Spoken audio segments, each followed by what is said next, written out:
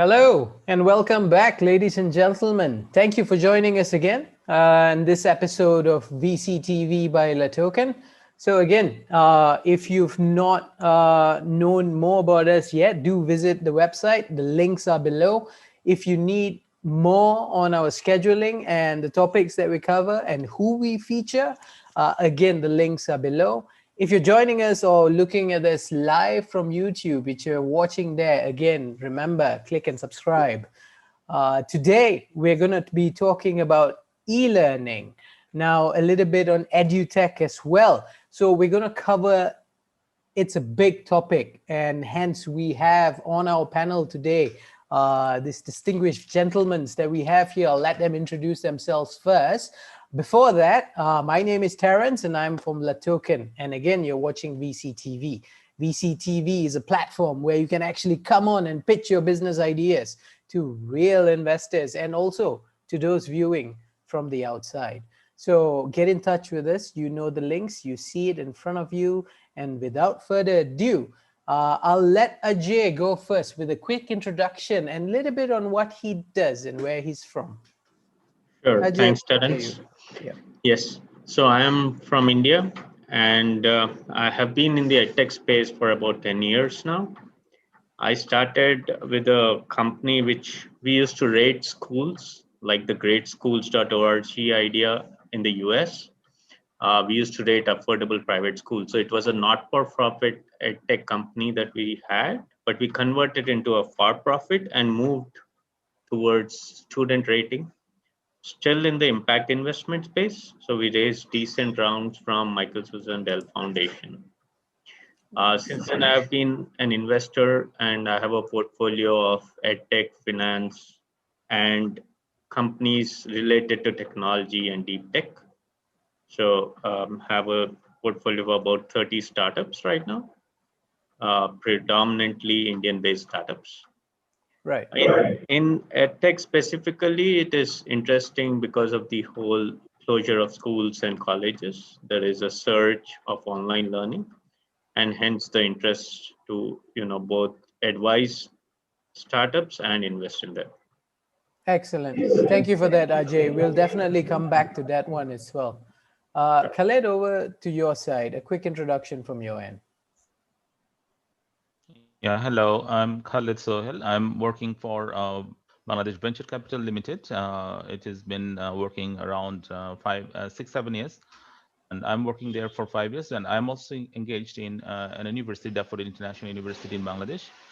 So, and they're both of them are working together to invest in EduTech, financial, fintech, and also in some research areas. A new initiative that we can move forward in, especially after corona pandemic situation. We are trying to increase our investment in EduTech and how to bring the education to the door to door in Bangladesh. Is a huge, highly populated country. So we're working really closely to the final, the students and the people, door-to-door people, and trying to reach everyone as much as possible. Actually, thank you. Right. And I'm Thank you for working here that. for more than 15 years. Yeah, in Okay. university. Very nice. Good to know that, Khaled. It's Professor Khaled, I think, at this point. So again, before we start, I think looking at the whole investment portfolio and really how the VCs are investing in the companies, I think it's good to quickly touch base on what's going on within the whole e-learning and also the edtech market itself. Now, from the various reports I read, those numbers are staggeringly high. And we are expecting close to another 100 billion in the next 5 years. And that's a double-digit CAGRs that we're talking about here. So perhaps the both of you, we can start with Ajay here. Could you comment on the market itself? I'm trying to break it down by hardware, systems, technology, and then so on and so forth. But could we talk about the market first and see what's going on and get your views on it? Sure. Yeah. I think the education, education is something that takes a long time to change. The pandemic has made things much more faster, right? And we've seen a lot of changes in the delivery mechanism. That's where I think the focus is. How do you deliver good content in a manner which is adaptable, which is personalized, right? I think the words adaptive and personalized with the delivery mechanism is where I see most of the focus. It can be at a early childhood level or at the university level. We are, again, these are trends in different countries, very different, but we are moving away from an idea of one size fits all to how can I benefit each student in various ways, not only, let's say, to get a degree, but also to empower them for even better arts or better, all that falls under the education gamut. How can they code better, for example, right? And those are things that we are seeing. Companies are definitely catching them young. You could see coding starting at 6 7 years, right?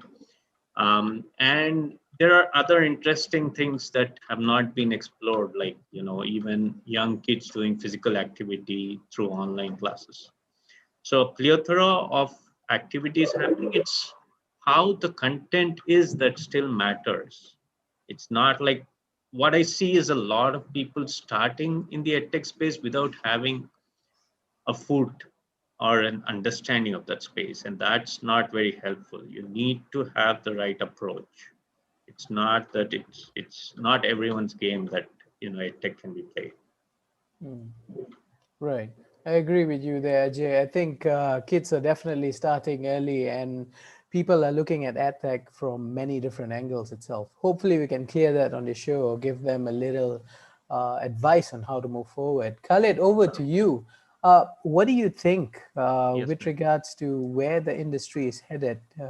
Could you touch a bit on that? yes, of course. Since we are now in our 9 months, right, on our 9 months of corona pandemic situation, so situation is now uh, getting a bit different from the previous. But as Ajay said, yes, we can. We also education is actually you have to be take it very personally because learning is individual always.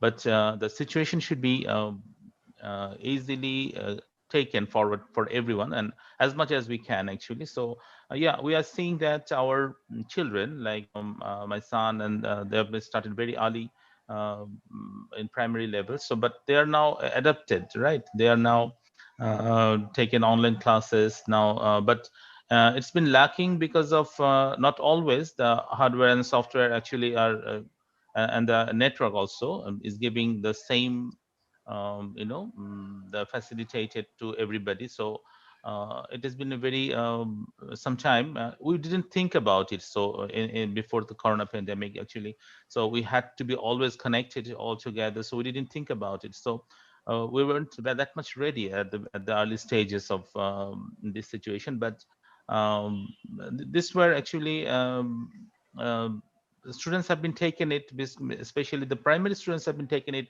uh, more easily than the tertiary students. But the students who are in the university, they used to come and they used to spend time together and they used to learn face to face. But now most of them are they're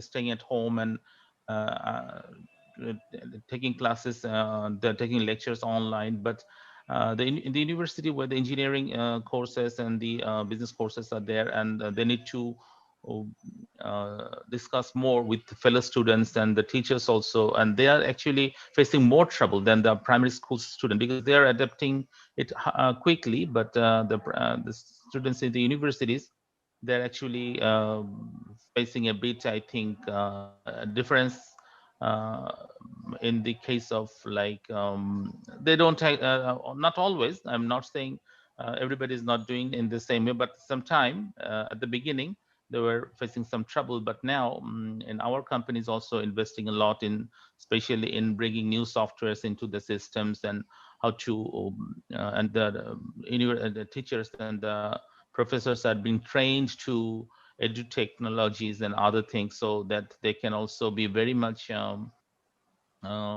cooperative with the students, and they can bring their lectures in new ways. They can format their education and the other things, the materials mainly, so that the students can understand it more. And so what I have found that previously we had to work, say, 8 hours or 10 hours in a day, like that. But now we are 24-hour open. The students are getting knocking always in our door, in especially with the help of the technology.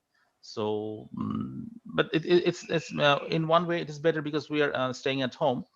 We are actually giving time to our families, and side by side we are also working in our offices. So I hope the new things also, and our leaders are also saying that no, situation is not going to be same after the pandemic or something, because you have to think it as taking it forward from here, so that maybe after opening, after corona pandemic situation is gone, we have to uh, keep this platform always as it is, or take it further, because we can use this platform to elaborate our education sector more, because we don't want to destroy it. We can bring new things inside it. Maybe our students and our the clients also, they can take these chances more, and um, get into the business and get into the education more effectively, I think. So Got it. that's it from me. Yeah, Yeah. you're right about that one, Khalid. I think the education, those educating and those teaching us, they are having some problem adopting, and they should do it faster, because the current generation, I think, is more quicker to kind of adapt and jump Yes. onto the technology itself. Mm. You're right there. So, what are the current businesses facing at the moment? Where are the bottlenecks? Where are the problems? Is it on the hardware side? Is it on the system side, the technology side? Could you comment a bit, Khaled? Continue on that point. Yeah, in Bangladesh, we have 65 million smartphone connected to the internet always. Okay, so I don't find reaching to the reaching to the people. We need new services. I mean, the soft services also. So, for example, uh, more easy to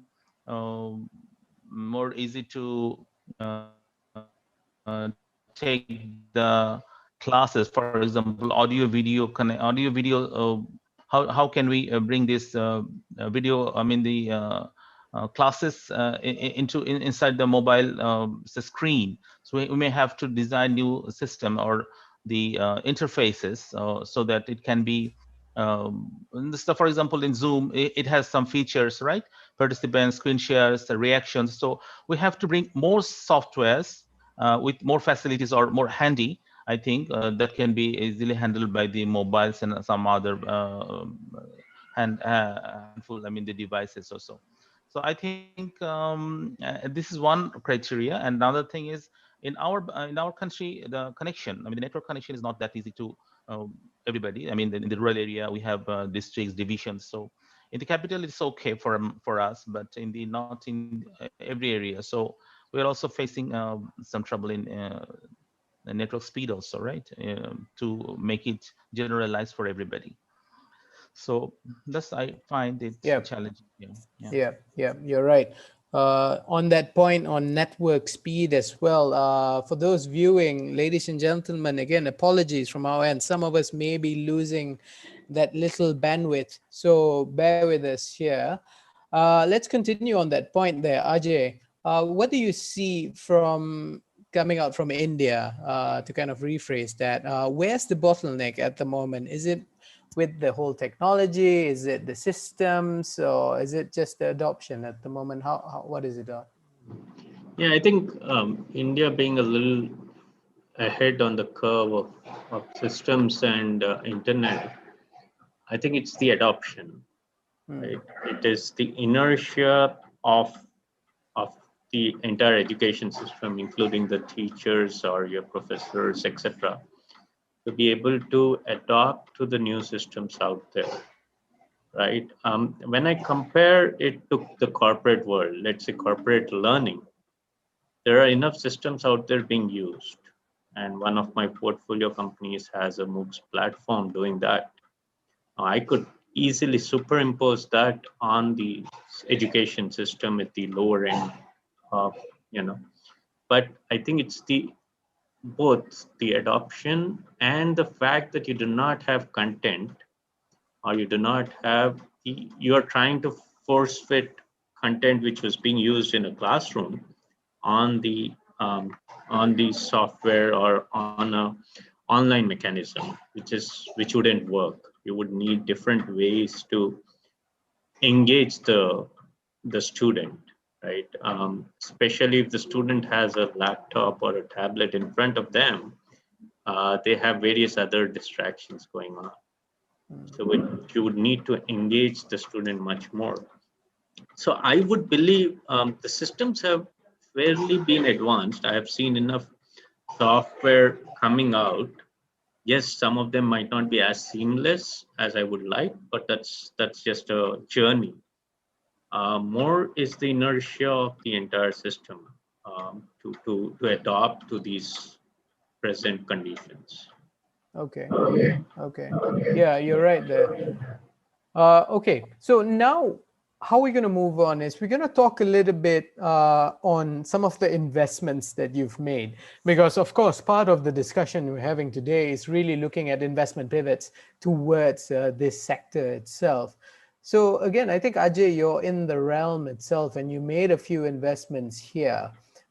Can you cite a few examples? Give us a few examples. Talk us through the company, how you as a VC looked at it from the outside, and what made you pour in that money and get involved there. So could you Sure. bring us to that journey here, Ajay? Yeah. So as I was speaking, one of my portfolio companies, which is doing fairly well, is in the MOOCs online platform for corporate learning. Now they just have a system that enables corporate learning. They do not have the content, right? But still, the need for corporate learning has increased tremendously. The other thing is some of the features that the other platforms have do not really satisfy the needs, right? Let's say I want to annotate something, or I want to have a poll and get the results live, things like that. Or I want to have I want to stop and play a video and then annotate it, right? So things like that. So the reason we went in this investment about 4 years ago was that one, we saw the need. Two, we invested on the team, right? It was the team that really got us excited. They already exited a edtech startup, which was in a similar domain, but with schools and universities. And then we saw the potential that especially the advanced countries can give them, right? When you get the billing in the dollars. So our reasoning was primarily the team, the second the space that they were in, and third, at that time there was not so many software like the providers today to enable such a solution. So they did have the let's say a 1 year headway into that, and now they're looking they've expanded globally, so that's the good thing. Right. Some of the other investments. One was in the early childhood space. So this startup basically helps you get your kids. You get the pre-KG or KG and pre-KG. That is, in different countries, it's defined differently. But the ages 4 to 7, if I may. How do they learn in a more storytelling manner, in a manner which is more engaging to them? And since there's no curriculum defined, can they define a curriculum which is a space very large in India. Mm. Right? And again, they also have the backup of an animation studio. They have their own animation works that they do, stories, and that adds to the entire delivery. Got it. Got it. Now, I can you learned tell us with regards to functional functions to that programs or to the business itself and the teams? How are you helping as a VC from the outside? Again, is it primarily financial backing, or Yeah, how else are you kind of putting sure. in that? We are quite hands-on and mentor-driven as a VC. Mm, We would get engaged in opening doors for them from a business development perspective. mhm, We would open, partnerships where they would like, but most importantly, we give them the uh, patient ear to understand their concerns, to understand, founders go through a lot of challenges. One needs a, a person whom they can talk to, understand what are the problems, and might be help them, just nudge them the right way. So mm, that's where we are, in that space, early stage, trying to nudge them the right way, not really only looking at financials, which we hope will come over the next few years. mm. Yeah, Got it. Thanks for that introduction from your end as sure, well, Ajay. Khalid, sure. let's move on to you. Uh, Talk to us a Yes, little sir. bit about the investments that you've made with some of the companies, and also tell us why you've invested in these companies. Khalid, are you there? Yeah, Okay. about I can hear you. Can you hear me? Okay. Yep. Yeah. So in our venture capital is also working with the Daffodil International University. So both we together we develop the module and this sort of systems and blended learning center to actually help other investors out for helping other universities and the other education institute. We can now provide them. We are now investing in this area so that both the students and the universities and take the opportunity from us. And they are now doing very well.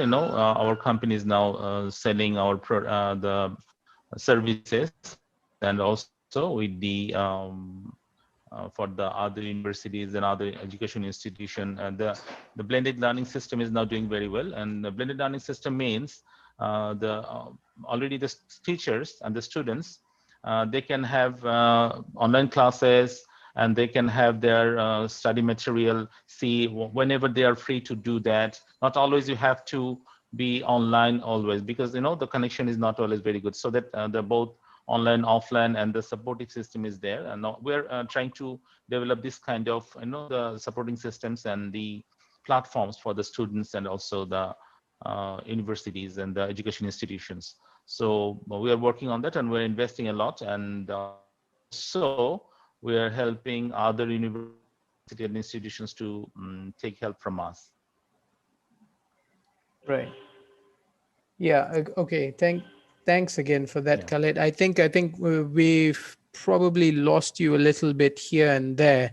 So if you could somehow check that internet bandwidth Oh, itself. Yeah. And I saw Telly. Are you yeah. briefly with us here, Telly? There we go. Hello, hi. Telly. Hi, how are you? Very well. Welcome to the conversation, Telly.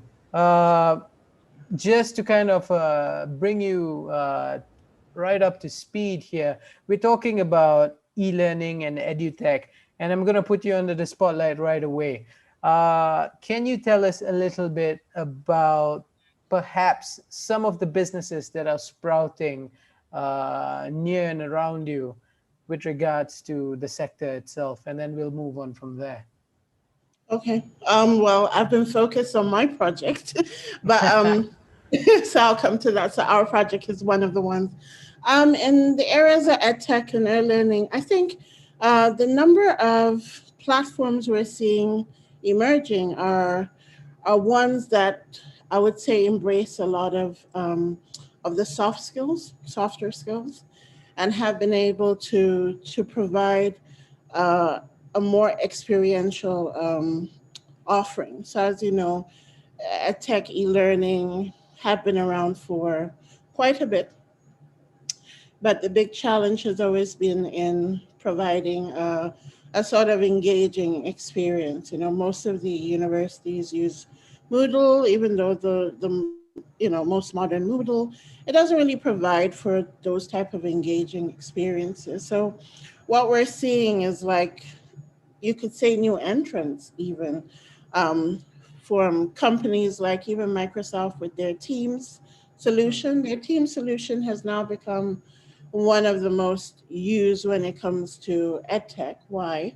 It's not your traditional or learning management system. However, it provides that mechanism to connect different solutions together. So you're seeing a lot of mishmash solutions like that.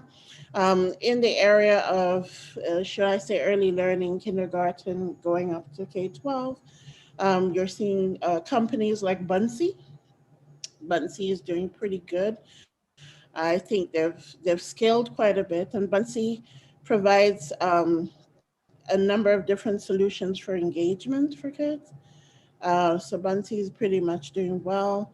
In the area of gaming, game-based learning is also taking off. mm, So Minecraft, for example, as a solution has become one of the most used because it comes with an engaging curriculum. So you're seeing that craving for diversity. Then another startup, it's not necessarily new, but ever since the challenge we've had with the lockdown, it's actually taken off is OutSchool. And again, OutSchool kind of focuses on uh, bringing in, you say, tutors that provide a more variety, more creative sort of solutions there. So they're like live classes. So there's mm. a combination of, you would say in the virtual setting, a combo of live, like what we're doing right now, with some of the other asynchronous solutions. There's another one, I think this is owned by Microsoft, actually, Flipgrid, which Mm. also kind of connects with, Teams. And that really also facilitates asynchronous video lectures. And then you're also seeing, say, in the professional settings, you have the tech boot camps are actually rising in this space, and they've been able to provide a number of different engaging solutions, but more in the area of tech education, and also in soft skills. So again, people are recognizing how to, a space to fill some of these soft skills that are really needed, and you're finding more and more there's a space there. We're also Right. seeing a trend in, it's still education, ed tech, but there's a perspective where fintech is coming into play, or should I say more embedded finance is coming into play, where a number, at least in North America, a number of the companies have started launching embedding tech solutions such as insurance and also like income share agreements, and sort of kind of reinventing the whole, how do we how do students finance them, can be financed Right. sustainably, because Right. that is a big issue. So Thank um, you. Yeah. Thank in our you. yeah, Thank you for that, Telly. And again, sorry, great to have you on our panel again. thank you. We're just going to roll back to Ajay here. Yeah. Ajay, talk a little about why you make these investments in these companies. Is there few factors that is a top on your priority? Is something that you're looking after for when you interact with some of these businesses? Yeah. Coming from my own story as an entrepreneur, the reason I would invest is if I find that there is certainly a space in the industry right now, and that's something that I can contribute to, either through the partnerships, through my network, or more importantly, through the product development. Um, the whole idea is to ensure that the team is well backed up. So we are clearly a founder backed VC, and we would like to back up the founders to make the correct decisions and grow. Right. That's where it is. So also, it's interesting to be part of something that's really changing over the last 3-4 years, and more so over the last 8 months. It's rapidly changing, and VCs are definitely looking at it.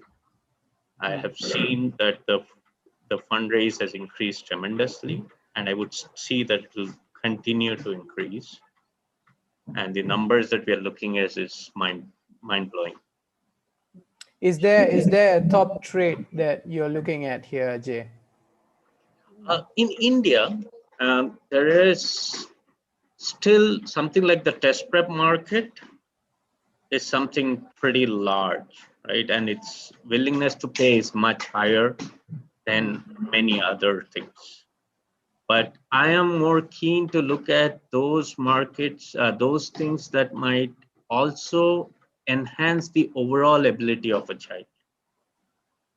And that's where the lifelong learning things, etc., I think would definitely catch up in the Right. long run. Okay, thanks for that, Yeah. Ajay. Quickly moving on to you, Khalid, there. Can you tell us a little bit, when you look at all the companies that come your way, now, how are you selecting them? What is your top picks and how do you go about making those picks? Actually, we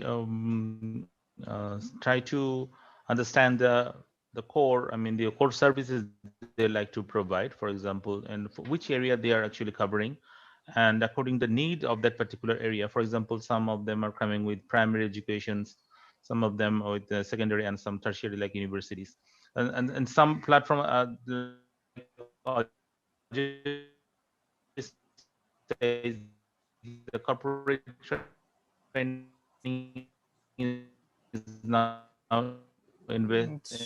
Yeah, sorry, Khalid. I think we're losing you there. very good area. Yeah, I can see you, but yeah, yeah. you're Okay, talking. sorry, Khalid. I think I we're think losing you there. is it I'll have to now? post a question to Telly now. Telly, Sometime, yeah, maybe the connection is not. yeah. Hi. Telly, sorry, off to you now. Telly, could you tell us a little bit about the investments that has been made, the actual investments that has been made by you, the company, and why those investments were made? Perhaps you can cite a few examples again, and perhaps just give specifics on what exactly you're looking for. Okay, thank you for that. Yeah. As Khaled had mentioned, investments have really mushroomed in the space of EdTech, and there have been a number of ones.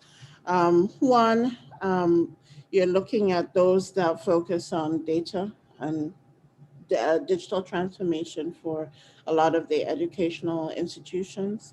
There has been an uptick in that.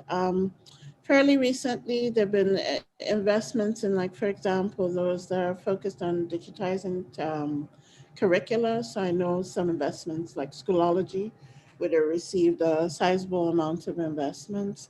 Immersive learning is a huge area, and we're seeing a lot of investments going in AR and VR technologies. For example, Titans of Space, they provide these virtual tours of the solar system and teachers. So I know they would have received quite a bit of investments. Don't have the numbers or figures on hand, But yeah, I'll probably come back to some figures. Um, there's also in the area of mobile tech, because we're talking about being able to learn on the fly. So there have been a number of investments going into companies that offer these sort of shorter, more personalized approach micro courses. They're more like Tinder style apps. So we're seeing, I think I remember seeing investments going into, I think it was called Matchmade in Salford. And this happened in Europe, a company that got some sizable investments. And then personalization, those companies that focus around personalization like Seesaw. Seesaw got some investment. They have a platform that facilitates student-driven portfolios. And again, when you're looking in the space of creativity, now it's your portfolio that speaks as opposed to just the academics. So you're seeing now that move towards more practical, tangible, authentic work. Code.org provides some solutions. We Video received some investment, and they do cloud-based editing. Oh yeah, another big space is in online assessments as well. Um, so I'm trying to remember which startup I saw. There are quite a few of them. I can't remember on the top of my head. Then No of course, worries. But is yeah. there a list of priorities that you're looking at before you start investing in these startups? Well, I could speak for ourselves. So Yep. we just launched Alt School, which is the first tech school for alternative finance and digital finance for professionals, especially. And one of the things we saw is like in the space of the tech boot camps, and that space is growing really big because everyone is looking for more practical and tangible skills and workable skills.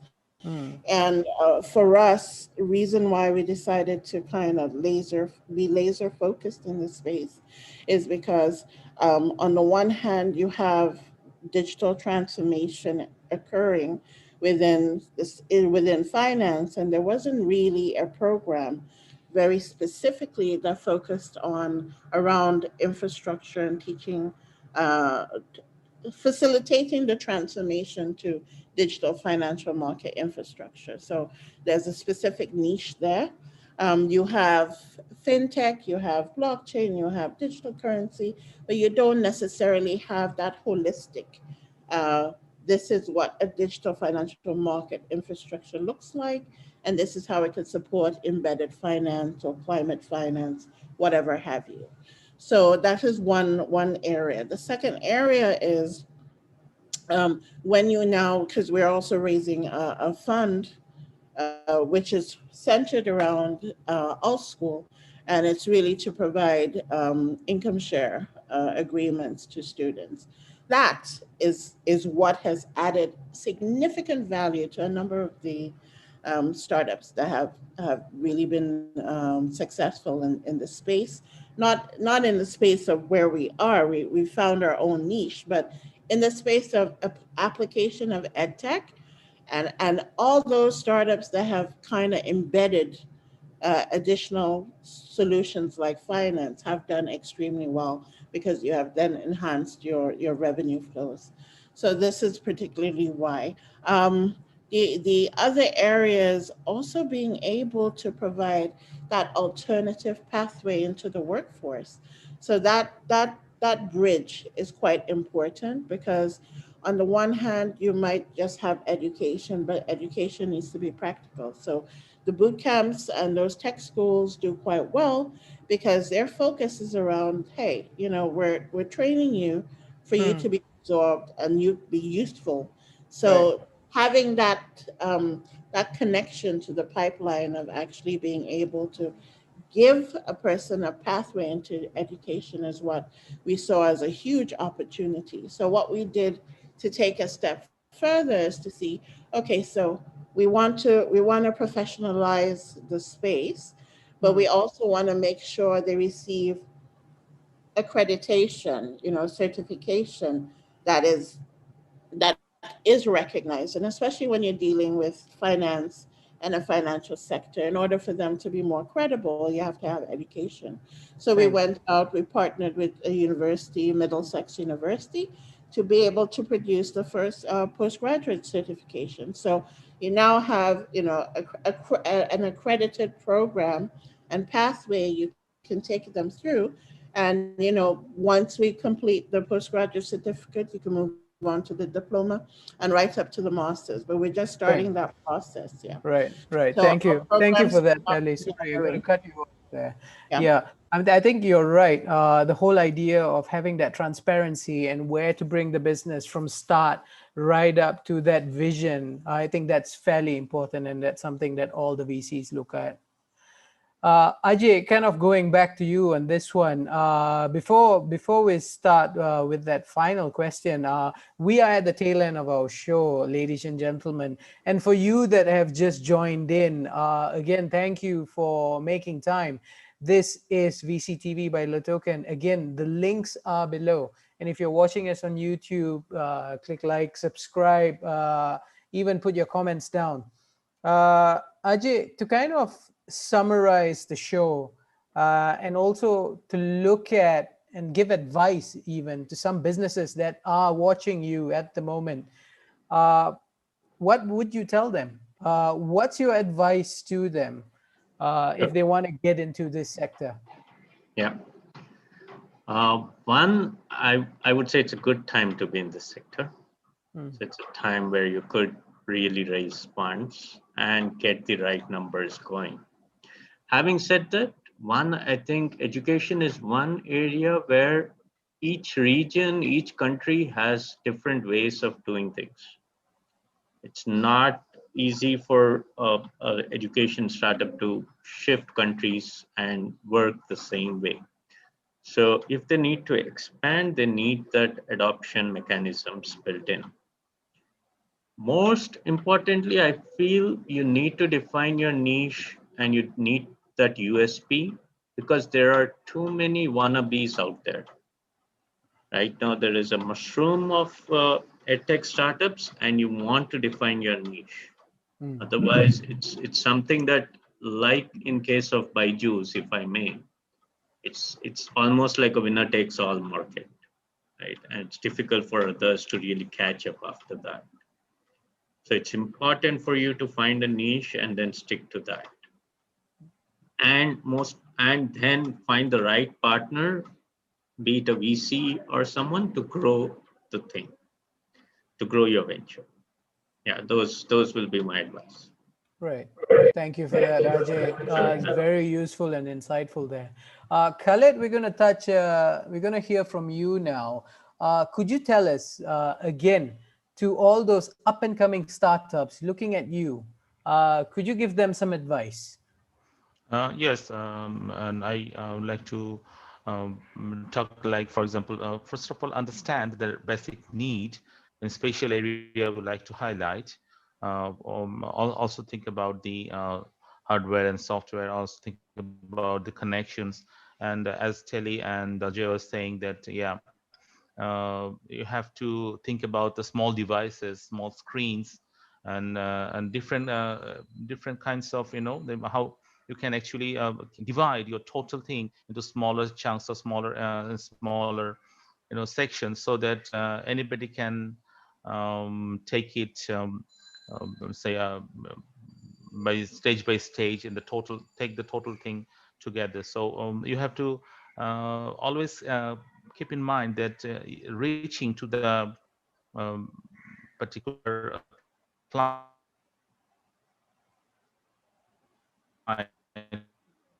or the students of Sorry, the again, Khalid, I think we're losing you there again. Sorry. universities. So you have, Yeah, can you hear me now? I'm gonna jump to Telly now. Telly, perhaps you can kind of summarize the show for us here. Tell us a bit, Telly, to all those looking at you for investments or advice even. what would you tell them for those who wants to kind of jump on this space? I would say it's an incredibly lucrative space. This is a market size opportunity of over $252 billion globally. Just last year, the US did $1.7 billion. And so this is like your new fintech, right? Mm, The opportunities, the plethora. But then again, as Ajay would have said, it's really about finding your niche. It's not just about throwing up the education and understanding the customer. Who exactly are you serving with your solution?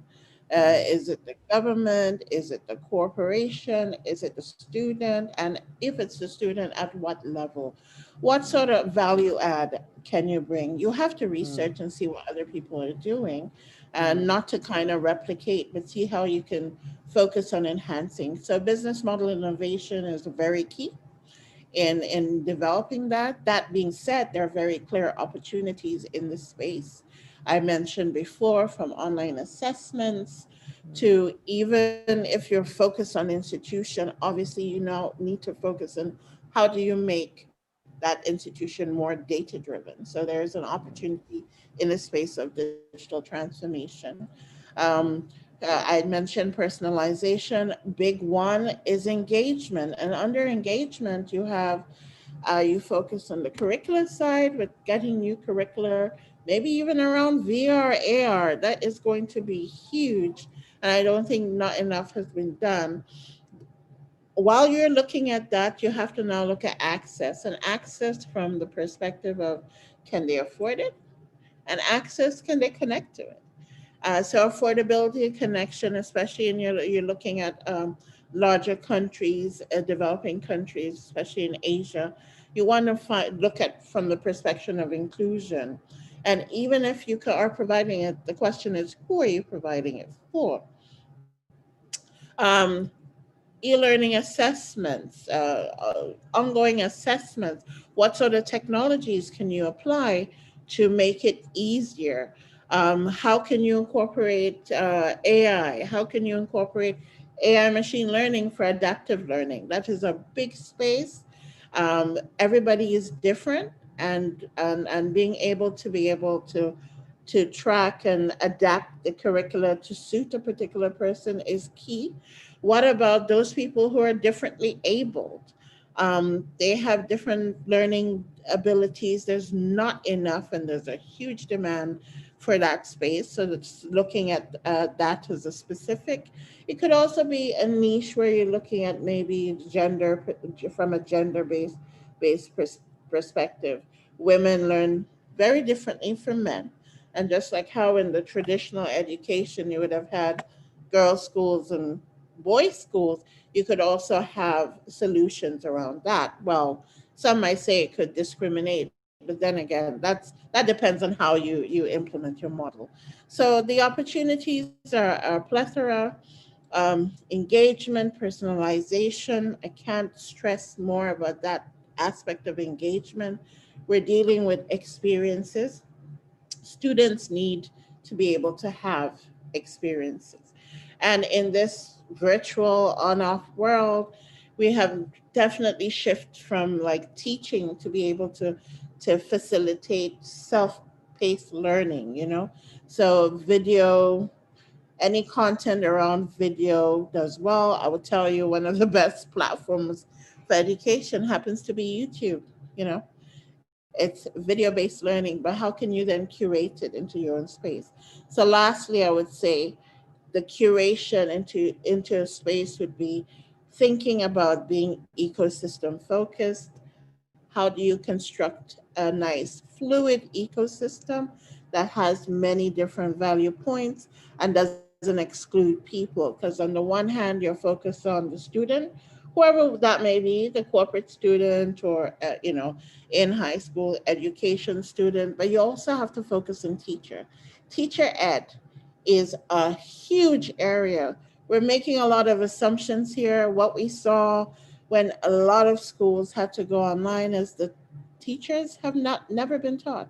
You have some teachers that are still struggling in that area. So having even specific focus on How do you include that? How do you incorporate them? Is a whole new ball game. And then of course management. So think along the entire value chain.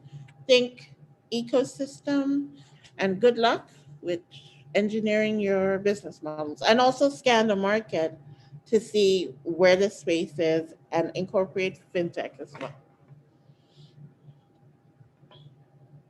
Yeah. Thank you for that, Telly.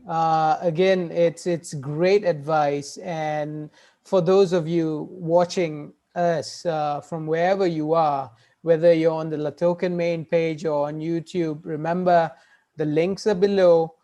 Go check out our next shows and the topics that we cover.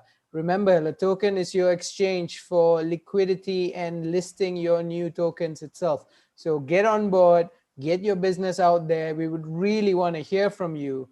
Our VCs are ready to speak to you, give you advice, and most importantly, I think hold your hands through that business journey. So again, I would like to thank you, the panel, all of you, for coming on board. Great insights again, and do join us the next round. Thank you again. Thank you very much. Thanks for having us.